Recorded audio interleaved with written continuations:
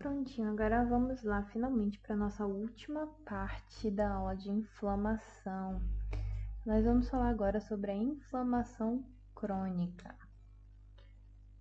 A inflamação crônica, na verdade, ela vai ser uma mistura dos fatores que a gente viu acontecendo além da inflamação aguda e tentativas de chegar e reparar o tecido. Por isso que eu adiantei a parte de reparação tecidual. Ou seja, todas aquelas coisas que acontecem ali para tentar salvar o tecido, elas vão ser simultâneas com as coisas que acontecem durante uma inflamação aguda, só que de uma forma especial. Mas essa inflamação crônica ela é um misto de todos esses fatores, tá bom? É bom saber que um primeiro caráter assim, né, de diferenciar os dois, assim, entre inflamação crônica e inflamação aguda, é saber, lógico, que a inflamação crônica ela tem aí um estágio temporal maior, né? Ela dura muito mais tempo, ela se caracteriza por isso, pode durar semanas, meses, às vezes a pessoa tem uma patologia crônica dura até anos, tá? Enfim, como eu coloquei aqui, ó, ela vai durar, né, esse tempo bem maior e vai ser, né, vão ser tentativas de reparação dos danos que estão sendo causados, ao mesmo tempo que eu tenho aí, né, a minha própria inflamação acontecendo. Por isso que eu botei aqui, né, que elas coexistem em combinações variáveis. As causas principais são infecções persistentes, ou seja, aquilo que eu tentei resolver na minha inflamação crônica, eu não consegui, então aquele meu problema continua, certo? Isso gera uma infecção persistente. Enfermidades por hipersensibilidade, ou seja, quando o meu corpo ele reage exageradamente a determinado fator. E aí gera esse quadro que a gente chama de hipersensibilidade, que é característico, né, de enfermidades autoimunes. Nós também temos exposição prolongada a agentes tóxicos e eles podem ser, né, exógenos ou endógenos, ou seja, coisas que meu corpo está ali, né, dentro dele sendo produzido, ou alguma contaminação, alguma coisa externa. Aqui a morfologia ela é bem interessante também, porque ela é justamente esse misto, né? Vou ter infiltração por células mononucleares, aqui não predomina mais o neutrófilo, ele pode sim estar presente, como no caso de, por exemplo, algumas inflamações ali persistentes, que nem eu vi quando eu não consigo, né, combater, então aquele neutrófilo ele ainda pode estar presente, mas aqui eu já começo a ter um quadro diferente. Eu já tenho uma presença muito mais forte dos meus macrófagos e dos meus linfócitos, que a gente viu que não aparecia quase nada ali na minha inflamação aguda, tá bom? Agora não, agora eles estão bem mais importantes, bem mais proeminentes, certo? E nós também vamos ter células plasmáticas. As células plasmáticas elas vão ser justamente derivados aqui dos meus linfócitos, tá bom? Um subtipo deles, nós vamos ver isso direitinho. Mas essas três aqui são as principais desse processo. Se eu for simplificar, eu condensaria isso aqui em macrófagos e linfócitos, já que as plasmáticas, né, são justamente subtipos aqui dos meus linfócitos também. Eu vou ter uma destruição tecidual, certo? Já é uma coisa muito mais prolongada, então meu tecido ele tá ali bem agredido. E eu tenho as minhas tentativas de cura. Então eu crio esse meu quadro aqui, ó, mesclado que eu falei. E essas minhas tentativas de cura vai ser justamente a minha fibrose e a minha angiogênese, tá? E essa imagem aqui é justamente o nódulo fibrótico, que é característica aí de alguns processos de granuloma, tá? A gente vai ver o que é granuloma também, mas aqui vocês veem, ó, que isso daqui, ó, essa região central, deixa eu riscar aqui, essa região central, ela não apresenta muitos núcleos, ela apresenta muito mais fibras. Tudo isso que tá rosa, retinho aqui, ó, são fibras. Então, meu tecido fibrosou, tá? Isso aqui é bem característico de inflamações crônicas. Mas vamos lá, né, para nossas células. Primeiro eu fiz uma relação aqui, sempre para destacar essas minhas duas vertentes fagocitárias, tá? Essas duas células, elas fazem fagocitose. Contudo, eu tenho monócitos e eu tenho macrófagos. Os monócitos, eles são percursores dos macrófagos, tá? Então, eles dois surgem da mesma origem, então por isso que eu digo que eu tenho um percussor medular comum que vai originar os monócitos. Esses meus monócitos vão migrar, né, vão estar ali pelo sangue, começam a circular pelo meu corpo e assim vão, né, chegando aos meus tecidos. Quando eles chegam aos meus tecidos, eu acabo tendo ali a formação, a diferenciação em macrófagos. Por isso que eu sempre falo para vocês, quando eu vejo uma imagem que tem os monócitos, né, eu digo, gente, lembra que os monócitos, eles vão ser praticamente ali os meus macrófagos. Então sempre tá relacionando um com o outro, tá bom? Aqui, a meia-vida dos monócitos no sangue é cerca de um dia, ou seja, ele não dura muito tempo no sangue, tá? E aí, meus macrófagos não, eles já podem durar aí, ó, vários meses ou até mesmo anos, tá bom? Jornada da célula-tronco da medula para o macrófago tecidual vai ser regulada por vários fatores de crescimento e de diferenciação. Entre eles, a gente tem citosinas, moléculas de adesão e interações celulares. Ou seja, o meu contexto, né, vai ajudar aí essa minha migração, esse meu formato e amadurecimento do meu macrófago, tá? Agora, detalhando um pouquinho mais esse meu macrófago. A gente já viu, né, na parte de inflamação crônica ou inflamação aguda, como é que funcionava ali a fagocitose. A gente viu alguns detalhes também dos nossos macrófagos. Mas agora só para dar uma relembrada e especificar ele aqui para o nosso contexto crônico, tá? Eles são predominantes na maioria das minhas reações crônicas. Lembra que eu falei que ele e os meus linfócitos vão estar secretando citosinas e fatores de crescimento. Esses dois, né, vão estar ali atuando sobre diversas células. A gente viu que esses mediadores eles estão sempre um conversando e um influenciando o outro. E assim eles vão estar destruindo agentes invasores e tecidos estranhos, além de ativar outras células, os linfócitos. Sempre que eu falar em linfócito, eu falo de macrófago. Quando eu falo de macrófago, eu falo de linfócito. O que isso quer dizer? Os dois estão interatuando o tempo todo, um vai o tempo todo estimulando o outro aqui na inflamação crônica, tá? Então, eu chego, o meu linfócito manda sinal ali para o meu macrófago manda para o linfócito de novo, e aí eles vão se retroalimentando, vão coordenando as funções aqui e as minhas etapas de inflamação crônica, tá? Importante saber que eles são ativados por duas vias principais. Nós temos via clássica e via alternativa. Na clássica é aquela que a gente está mais acostumado a ver e a lembrar dos macrófagos fazendo, que é aquele meu processo lá de fagocitose. Então eu vou ter substâncias exógenas, ou seja, coisas de fora, que vão induzir ações microbicidas e inflamação. Ou seja, eu tenho ali alguma bactéria, alguma coisa, o macrófago faz aquele processo lá de fagocitose, lembra? E aí, a partir disso, ele percebe ali, ó, ele começa com a ação dele microbicida. Ele percebeu a bactéria, ele destruiu a bactéria, então por isso microbicida é matar micro-organismos. E aí ele começa a desencadear a inflamação, tá bom? E a minha via alternativa não. Minha via alternativa já é justamente aquela que vai ter a ligação ali influenciada pelos meus linfócitos T. Algumas outras células também podem fazer isso, mas principalmente os linfócitos T. E aí eles vão induzir reparação tecidual, fibrose e efeitos anti-inflamatórios. Ou seja, aqui a via alternativa já é meio que para finalizar o meu processo inflamatório. Então eu inicio o processo inflamatório pela via clássica, aí vai sucedendo, né, todo aquele ataque ali aos patógenos, aos antígenos, até que depois a minha influência muda. Então eu tenho linfócito T e outras células, principalmente aqui focar no linfócito, tá? Que ele chega e diz, olha, já chega.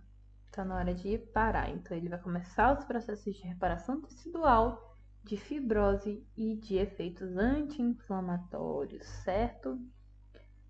Agora os linfócitos, né? Sempre falamos de um, vamos falar do outro para a gente começar a conectar um pouquinho aí as duas células, tá bom? Os linfócitos, na verdade, como o nome diz linfócitos, são vários, tá? Vários tipos. Tem alguns que a gente nem cita aqui para falar de inflamação crônica. Mas a gente cita alguns principais. Primeira coisa, vamos lá. Os antígenos vão ativar linfócito T e B, que vão amplificar e propagar a inflamação crônica. Então, eles têm esse efeito, eles pegam, eles percebem, eles são ativados, né? Os antígenos ativam esses dois entendem que está tendo um problema, e aí o problema que ele percebe e para o qual ele reage é muito mais complexo, tá? É um processo bem mais intenso. Então, por isso que a gente diz, né, que tende a ser persistente e grave. Os linfócitos T e B, eles também vão utilizar aqueles métodos que a gente falou lá na inflamação aguda. Lembra aquelas partes lá de adesão, de migração para o tecido, tudo mais, que a gente tinha a presença de seletinas, integrinas e os ligandos ali do meu endotélio também. Então, aqui o processo é bem parecido, tá? A gente tem as mesmas moléculas envolvidas, por isso que quando a gente estuda inflamação aguda, a gente sempre cita leucócitos. A gente nunca estuda específico para neutrófilos, por exemplo, mesmo sabendo que eles são os principais ali da nossa inflamação aguda. Por quê? Porque todo aquele processo que a gente viu, ele vai ser útil para entender o próprio processo dos linfócitos. Os linfócitos também são influenciados por aqueles mesmos fatores.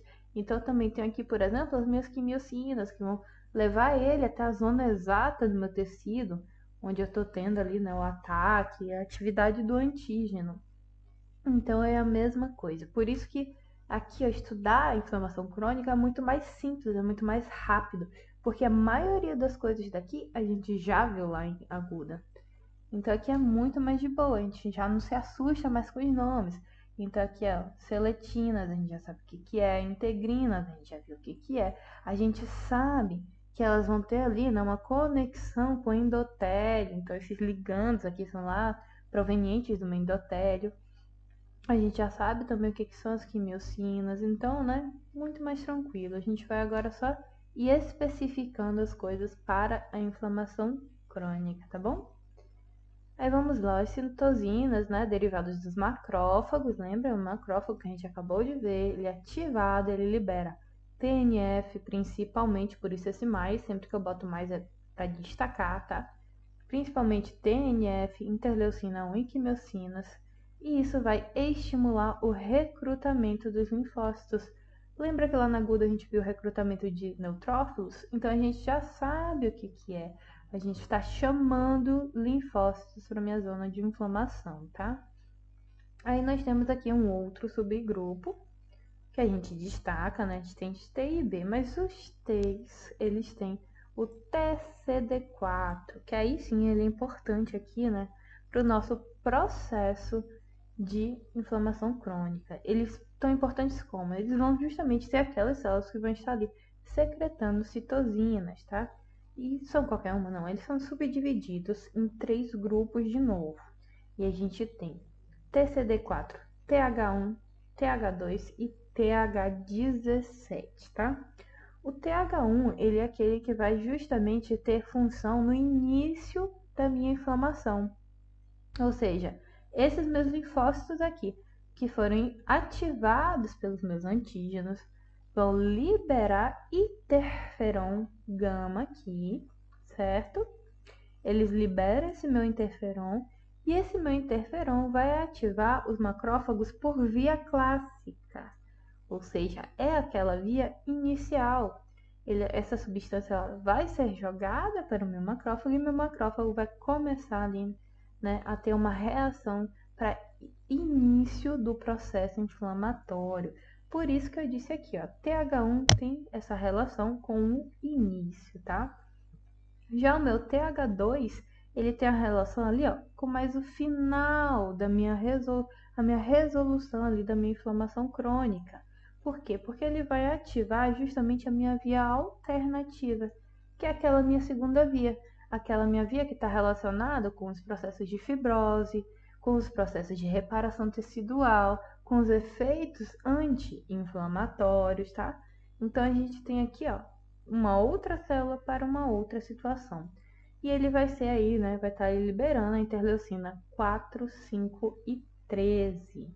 Essas interleucinas fazem essa ativação dos macrófagos que eu falei, né, pela via alternativa, e também vão ativar eosinófilos, recrutar e ativar eosinófilos, que aí já é com outro objetivo que a gente vai ver um pouquinho mais na frente, tá?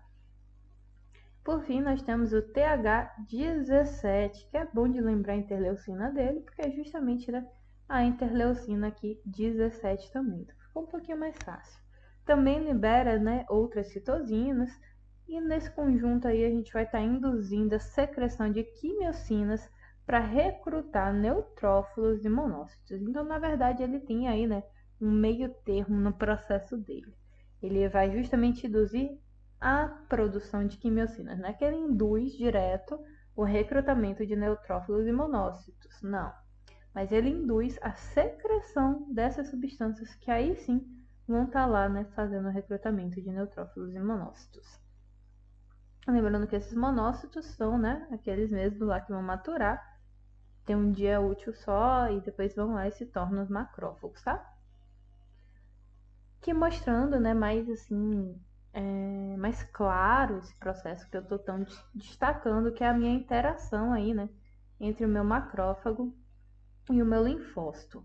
A gente tem aqui, ó, que os linfócitos e macrófagos, eles vão interagir bidirecionalmente, ou seja, esses dois, ao mesmo tempo que um estimula o outro também estimula ele de novo. Então, vocês veem aqui que eu tenho um ciclo, né? E, obviamente, isso aqui é importantíssimo para a minha inflamação crônica, porque isso aqui é a base da existência da formação da minha inflamação crônica, tá? Os macrófagos, eles vão exibir antígenos pelas células T, ou seja, meus linfócitos T, que vão produzir moléculas de membrana, que são os meus coestimuladores, e vão produzir citosinas, principalmente a citosina IL-12, tá? A gente está falando do T, de um modo mais geral, que vão estimular as respostas das células T. Então aqui, ó, a gente tem, ó, justamente o meu macrófago. Se eu pego aqui o meu macrófago e eu vou seguindo o ciclo, eu vejo ele aqui, ó. Ele foi ativado, por exemplo, na minha via clássica, que é aquela via ali, né, dos fatores externos do início da minha inflamação. Aí ele vem aqui, ó. Ao ser ativado, ele vai apresentar os antígenos para o meu linfócito T, certo? Meu linfócito T vem aqui, ó, e é ativado também. Então, meu macrófago foi ativado para poder induzir o meu linfócito T a ser ativado. E o meu linfócito T ativado também tem o poder de chegar e ativar o meu macrófago. Lembra que a gente tem lá o nosso TH1, se eu não me engano, assim, ó, TH1, ó, interferon gama, que ativa macrófagos pela via clássica. E é justamente isso daqui que está mostrando, ó.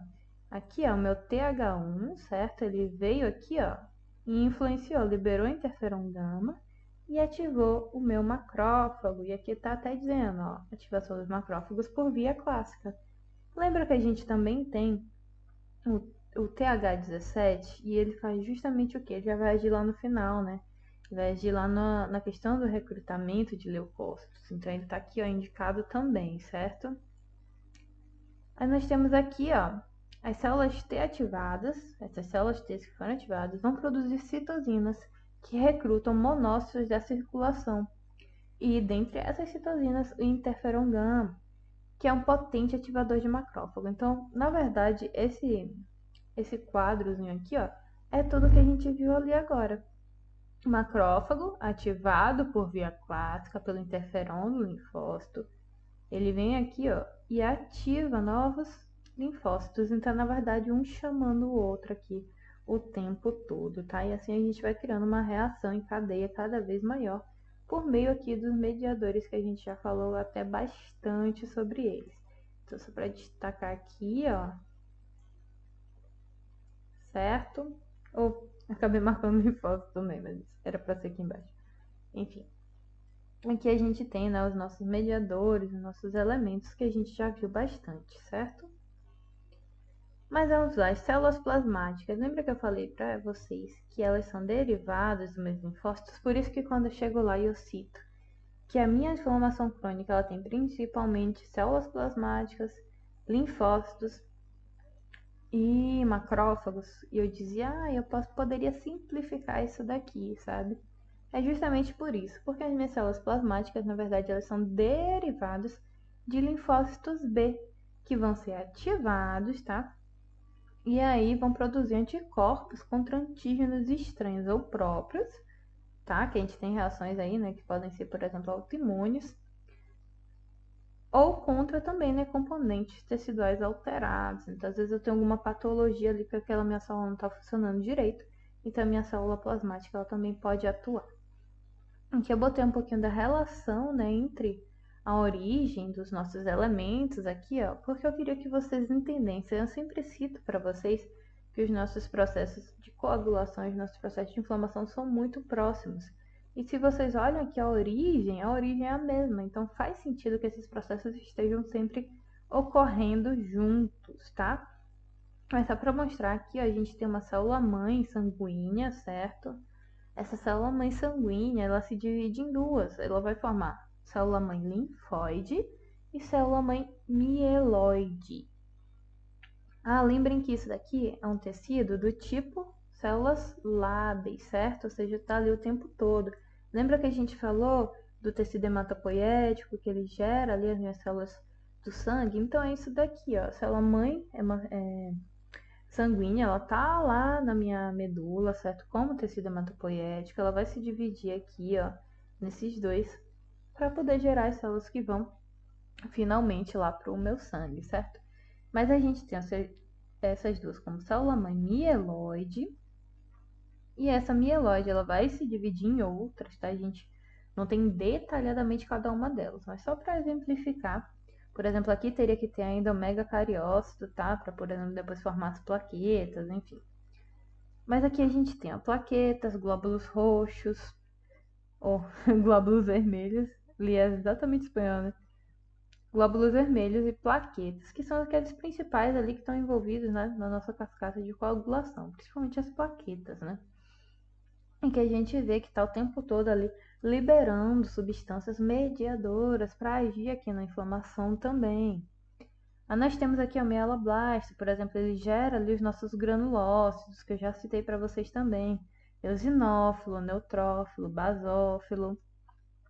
Aí nós temos aqui do outro lado, ó, célula-mãe linfóide. Se a linfóide vai formar o quê? Linfócitos. Então ela forma o linfoblasto. Desse linfoblasto tem linfócitos B, linfócitos T e linfócito citolítico natural. É a célula natural killer, tá? Que ela não vai ser trabalhada hoje porque ela tem mais a ver com alguns outros processos ali, por exemplo, processos de câncer e não necessariamente processos aqui de inflamação crônica, tá? Hoje a gente focou principalmente nas células B e nas células T, que foi aquela que a gente viu, que tem o TCD4, que vai liberar ali, né, os nossos anticorpos, tá bom? Mas aqui, ó, do meu linfócito B, a gente vê que ele se diferenciou na minha célula plasmática. E era isso que eu queria destacar aqui para vocês, tá? Então, só para mostrar essa minha derivação, beleza? E que aqui embaixo, ó, tudo isso, desde os meus granulócitos até a minha natural killer, eu tenho glóbulos blancos, ou seja, glóbulos brancos mesmo. Nossas células ali, nossos leucócitos, tudo isso daqui vai ser leucócito, tá? Mas vamos lá para os nossos eosinófilos, são um dos nossos granulócitos que a gente viu agora há pouco. E o eosinófilo, né, esse nome eosinófilo, ele já vai te ajudar em algumas coisas. Ele tem grânulos ali, né, que vão ter ali uma compactibilidade muito grande com a eosina, por isso que ele tem esse nome. Então, ele fica cheio de eosina, que é um corante ácido, tá? Se o corante é ácido, uma coisa que eu já vou explicar para vocês. Se o corante é ácido, ele vai se unir a substâncias básicas, tá? Um complementa o outro. Se uma coisa é positiva, ela vai ter conexão química com uma coisa negativa para se estabilizarem. Então aqui é a mesma coisa. Lembra lá na primeira vez que eu falei sobre a homeostasia, que eu disse que a tendência do corpo, e a tendência de tudo, na verdade, é buscar o equilíbrio. Então aqui é a mesma coisa. Se eu tenho um corante que ele é conhecido por ser ácido, ele vai corar substâncias básicas. Então, esse meu eosinófilo, que tem esse nome por causa da minha eosina, que é um corante ácido, ou seja, ele pega bastante desse meu corante, é porque na estrutura dele ele tem uma grande quantidade de substância básica. Então é isso que eu quero dizer. Os eosinófilos vão conter grânulos como uma proteína básica principal. E é esses grânulos, essas bolinhas aqui, ó, se você olhar aqui, ó, nesses meus eosinófilos, tá? Aqui um eosinófilo, aqui eu tenho um outro, aqui eu tenho outro. Ele tá uma célula com várias bolinhas no meu citoplasma que são rosas. E isso daqui são justamente essas proteínas básicas que foram coradas por eosina e por isso ficaram tão rosadinhas, tá? E aí essa proteína, ela vai ser tóxica para parasitas, certo? Só que o que é que acontece? Ela é tóxica para parasitas, mas ela acaba sendo tóxica para algumas células da gente também, principalmente células epiteliais. Então, quando o eosinófilo vai lá e ele libera para atacar o parasita, por consequência, a gente pode ter alguns danos ali, né, no nosso epitélio também, por causa da ação do eosinófilo. Então, é sempre bom a gente entender assim um pouquinho, né, sobre como que esse nosso processo inflamatório que busca eliminar um patógeno acaba causando danos pra gente, tá? Enfim, aqui ó, vão ser abundantes, né, em reações imunes mediadas por IgE. E aí você já usa o Ezinho de IgE com Ezão de eosinófilo. Então já vai usando aí para lembrar, tá bom?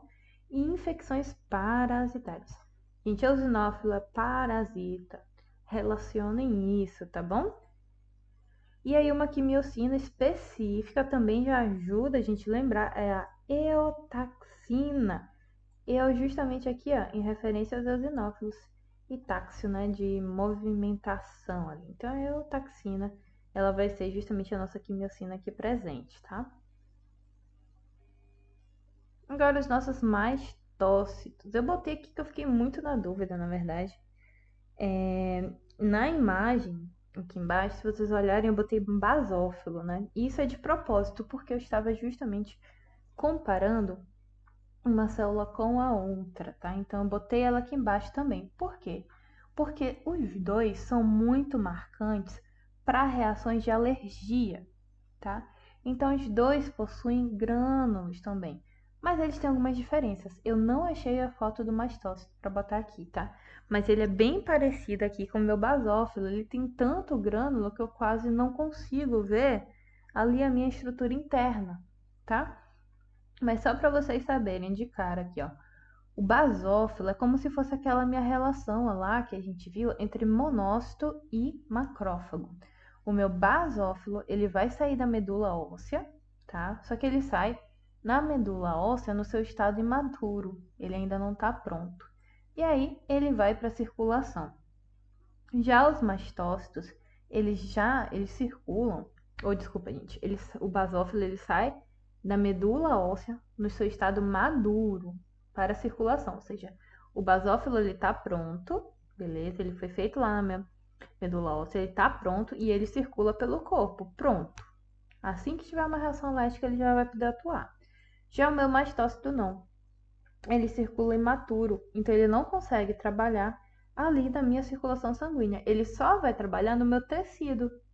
Então, quando ele está no tecido, aí sim ele sofre amadurecimento e ele começa a atuar, certo? A origem deles também é um pouquinho diferente, é uma coisa assim que se destaca. Tanto é que vocês viram ali, quando eu mostrei para vocês essa foto aqui, ó, a evolução, a partir do mieloblasto, nós temos os granulócitos e aqui não tem o nosso mastócito. Então a origem dele é diferente também, tá? Enfim, né, eles são amplamente distribuídos nos tecidos conjuntivos, tá? Ele é uma célula que é uma célula estável do meu tecido conjuntivo, não é uma célula migratória, ele fica ali, ele chega ali, ele fica para se desenvolver ali, ele não vai ficar pela minha circulação. E aí, né, tem a ver também tanto com reações inflamatórias agudas quanto crônicas. Ele também vai se ligar em IgE, beleza? Então, a IgE tem aqui essa informação, essa importância aqui também para os nossos processos de alergia, tá? E vai fazer o quê? Liberação de histamina e prostaglandinas, que a gente já viu também lá na parte de mediadores, tá?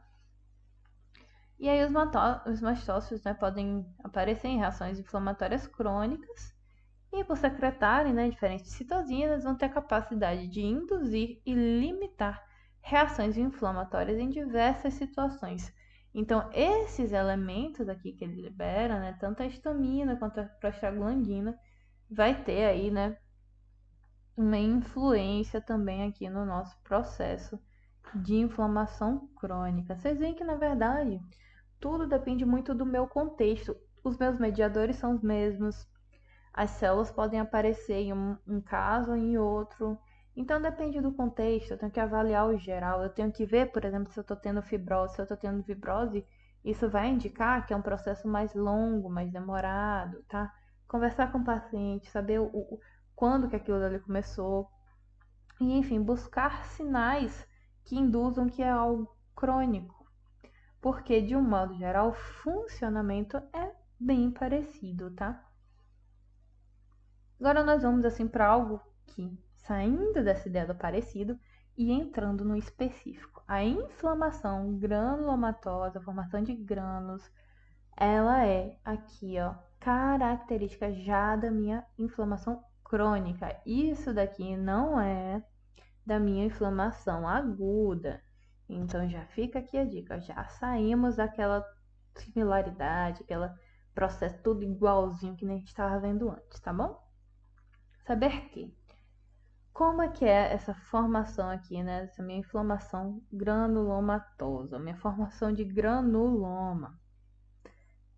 Ele vai ser a partir de acumulação de macrófagos ativados e às vezes, né, como o linfócito T, ele é quem ativa o meu macrófago, ele também fica ali no meio dessa minha estrutura. Para vocês entenderem, basicamente, o que é? Eu tenho lá um corpo estranho, eu tenho um agente externo. Aliás, vou usar um exemplo que eu já citei para vocês antes, mas que eu acho que aqui vai caber bem. A pessoa fez uma cirurgia e dessa minha cirurgia ficou um pedacinho lá de algodão em algum órgão, certo? Um órgão interno. O que acontece? Meu macrófago vai lá e vai tentar atacar aquele meu algodão, porque é um corpo estranho, eu quero eliminar. Só que aí ele vai lá e ataca e nada acontece. Ataca e nada acontece. Não consegue eliminar, né? Porque é um algodão. E aí ele resolve o quê? Eu não tô conseguindo tirar isso do corpo. Eu vou pegar e eu vou isolar ele do corpo. Lembra que os anticorpos eles faziam opsonização, que era isolar ali o micróbio para aquele micróbio não gerar mais dano? Aqui o macrófago ele meio que se inspira naquela ideia. Então, se eu tenho aqui, ó, um pedacinho de algodão, meus macrófagos eles vão, ó, vir e vão começar a se concentrar ao redor. Eles se concentram para impedir que essa minha substância saia, para que essa minha substância ela acabe gerando ali algum outro processo, tá? Que ela acabe atacando outros órgãos, por exemplo. Porque eu tô dando exemplo para vocês de um corpo estranho, de material, né, cirúrgico. Mas isso pode ocorrer também com os patógenos, tá?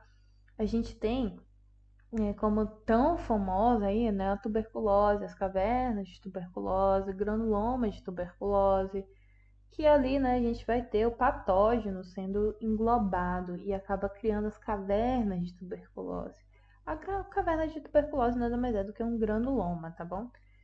Então, é a tentativa, ó, de impedir uma inflamação, uma infecção, que eu não estou conseguindo dar jeito. Então eu pego e eu isolo aquela minha região. Geralmente ela pode ter necrose central. Então aquilo dali, vamos supor que tem um tecido ali no meio, aquele meu tecido ele pode acabar necrosando. Lembrando que quando a gente fala da tuberculose, a gente fala de necrose caseosa, tá? Com C de caos, de casa. Então essa formação do granuloma ali, né, teria a ver com aquela minha necrose caseosa central. Enfim, aí a gente tem a necrose central, ou seja, aquela morte do meu tecido, que ela é centralizada, a minha estrutura, aqui na minha estrutura teria uma morte, e ao redor aqui os meus macrófagos iriam se posicionar. Quando esses mesmos macrófagos chegam, né, nessa região, nesse corpo estranho, seja lá o que for, e eles começam a isolar, eles vão começar a criar uma estrutura, vão mudar a sua morfologia e vão se parecer muito com células de epitélio. Porque agora a função dele mudou, ele não quer mais chegar e fazer fagocitose naquela estrutura, ele quer englobar, ele quer revestir. E lembra que o meu epitélio tem função de revestimento? Tem um epitélio de revestimento? Então ele chega e ele reveste. Quando ele reveste, ele fica muito parecido com o meu epitélio. Quando a gente tem uma estrutura que é muito parecida com outra, porém não é de verdade, a gente usa o sufixo oide. Então ele se torna uma célula epitelioide, ou seja, ela parece com epitélio, mas não é um epitélio, é um macrófago. A origem é bem diferente, é tecido conjuntivo, não é tecido epitelial, tá?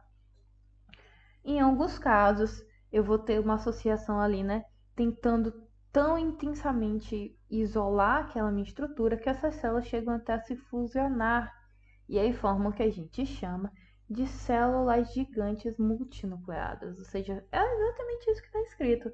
São células que elas chegaram, elas começaram a se fusionar, juntar ali essas membranas, ficaram grandonas e com vários núcleos. A gente vai ver uma delas, é bem bonitinha. Os granulomas mais antigos, né, também vão poder ter contornos de fibroblastos e tecidos conjuntivos. Por quê? Porque a gente viu que essa nossa inflamação crônica, ela é o tempo todo uma mistura ali com a tentativa de reparação tecidual. Então, se eu não estou conseguindo eliminar aqui meu patógeno ao ponto de ter que formar um granuloma, eu acabo também tendo as características de reparação associadas. Então, eu tenho aqui, ó, que a resolução desse meu granuloma vem acompanhada ali de fibrose. Então, se eu vou criar uma estrutura de fibra, eu também tenho uma estrutura aqui de fibroblasto, para justamente gerar aquele meu tecido ali de fibras. Tá? E tecido conjuntivo, claro, porque a gente tem associação aqui de fibroblasto, né, como a célula principal do meu tecido conjuntivo, beleza? Aqui os tipos de granuloma. Nós temos dois tipos principais. Granuloma de corpo estranho, o nome já diz, é um corpo estranho, algo que veio de fora, é uma farpa, é o algodãozinho que eu falei. E aí a gente tem a ausência de reações mediadas por linfócito T, porque não é um ser vivo que está me invadindo, por exemplo, não é um micro-organismo, tá? São seres corpos estranhos. Então eu acabo não tendo essa mediação ali por linfócito T. Já nos imunitários, eles são, né, diferentes agentes, ou seja, pode ser um vírus, uma bactéria, um parásito, geralmente parasitas aqui, tá? E aí a gente vai ter, né, a resposta ali, que vai ter a relação ali com os nossos linfócitos T, que é aquela que a gente viu antes. Aqui a imagem, olha, aqui você tem, olha, um granuloma tuberculoso, lembra tuberculose que eu falei? E aqui, ó, no início, no centro, vocês podem ver que eu tenho uma região com pouquinhas células, tá? Então, isso daqui, na verdade, ele já está morto. É uma região com necrose caseosa. E aqui ao redor, nós temos células epitelioides, ou seja, são células que se você olhar uma por uma, vocês vão ver que parecem epitélio, tá? E no meio delas a gente tem essa célula grandona, quer dizer, várias células grandonas aqui, ó. Essas são aquelas nossas células multinucleadas, tá? Que os meus macrófagos fizeram associação, fusionaram suas membranas e criaram células maiores, células gigantes. Aqui do lado vocês veem ela com bem mais detalhes, tá? As células epitelioides marcadas aqui primeiro, elas se assemelham, tá? Se eu pegar aqui, ó, vai ser tipo assim, ó, imitando o meu epitélio, tá? E aqui a minha célula gigante. Olha só, você não visualiza a membrana entre uma e outra. É tudo um citoplasma só e um monte de núcleo. Que a gente diz que é um núcleo ali, né, em formato de ferradura, beleza? Eles vão se organizando assim e fica uma estruturinha meio de ferradura. E também tem esse termo, né? Gigantócito tipo Langerhans. A célula de Langerhans, ela é uma célula testicular, né? Justamente que ela tem essas características de estar, ou testículo, ok, desculpa. Ela é uma célula gigante E ela tem essa característica, né, dela chegar e ela ser bem grandona com vários núcleos. Então acaba sendo tipo Langerhans. Bom, gente, foi isso. Tentei resumir o máximo possível, tá? Até porque realmente minha garganta tá doendo muito. Mas eu não queria deixar de entregar isso pra vocês. Então valeu aí pela confiança, tá? Qualquer dúvida, falem comigo. Obrigada.